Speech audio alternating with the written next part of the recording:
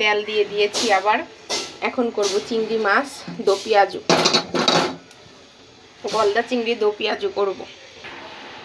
আমি তেলটা গরম করে নিয়েছি। এখন চিংড়ি হালকা একটু ভেজে নেই আমি, কারণ আমার কাছে এরকম খেতে ভালো লাগে। আবার কেউ কাঁচা কাঁচাও রান্না করে, কিন্তু আমি এইভাবে একটু ভেজে নিই, কারণ আমার এটাই খেতে মজা লাগে। তো আমার এই চিংড়ি মাছের দো পেঁয়াজুতে আমি এই যে একটু পেঁয়াজ দিয়ে পেঁয়াজটাকে ভেজে নিয়ে এখন আমি সামান্য একটু রসুন বাটা আর সামান্য একটু আদা বাটা দিয়ে মশলাটাকে ভালো করে এরকম কষিয়ে, এই যে মশলাটাকে এইভাবে একটু কষিয়ে একটু হলুদ গুঁড়া, একটু মরিচ গুঁড়া, লবণ স্বাদ মতো দিয়ে একটু পানি দিয়ে এইভাবে ভেজে মাছটা ছেড়ে দিই। এখন একটু টমেটো ধনের পাতা দিয়ে নামিয়ে ফেলবো আমার চিংড়ি মাছ।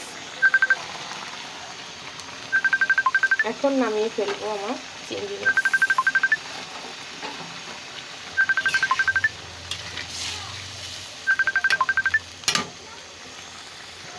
এপাশে বসিয়েছি বোয়াল মাছ।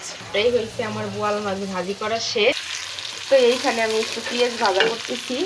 এটার ভিতরে আমি হলুদ, লবণ, মরিচের গুঁড়া, সামান্য একটু রসুন বাটা, জিরা বাটা এবং পেঁয়াজ বাটা দিয়ে ভুনা করে ফেলবো। সব কিছু দিয়ে মশলাটাকে খুব ভালো করে ভাজা করে, কাঁচা মশলার যে কাঁচা গন্ধটা ওটা ভালো করে ভাজা করে যাতে গন্ধটা না থাকে, তারপরে একটু পানি দিয়ে এখন এই ভাজা মাছ বোয়াল মাছটা দিয়ে দিয়েছি। এখন এই ঝোলটা শুকালে ধনের পাতা টমেটো দিয়ে নামিয়ে ফেলবো আমার বোয়াল ভুনা।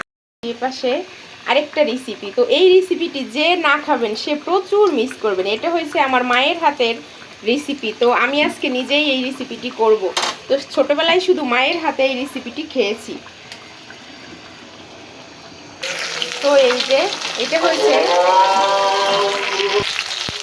সরি আজান হচ্ছিল, যাই হোক, এই যে এখন এটা হচ্ছে আমার মায়ের হাতের। এটা কি মাছ বলে আপনাদের দেশে জানি না, কার দেশে কি মাছ বলে, আমাদের দেশে এটাকে টাকি মাছ বলে। তো এই টাকি মাছটা আমার আম্মা ছোটোবেলায় দেখেছি অনেক কড়কড়া করে ভেজে এবং মশলা দিয়ে শুকনা করে ভাজি করতো। তো সেটাই আমি আজকে মানে চেষ্টা করব করার, জানি না আম্মার হাতের মতো মজা হবে কিনা। তো এই যে হয়ে গেছে আমার টাকি মাছ ভুনা না, জাস্ট এটা শুকনা ভাজা হবে।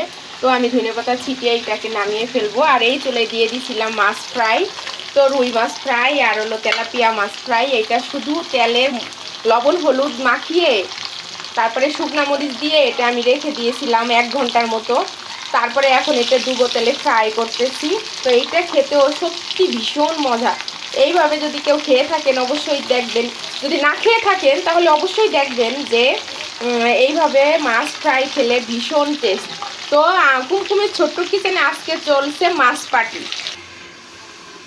তো এই যে হয়ে গেছে আমার শুকনা টাকি মাছ ভুনা, একদম মশলাটা গার সঙ্গে মিলে যাবে, মানে মশলায় কোনো ঝোল থাকবে না এবং কোনো একদম শুকনা মশলাটা গার সঙ্গে মিলে। তো এই যে আমার তেলাপিয়া মাছ ফ্রাই একদম ভাজা।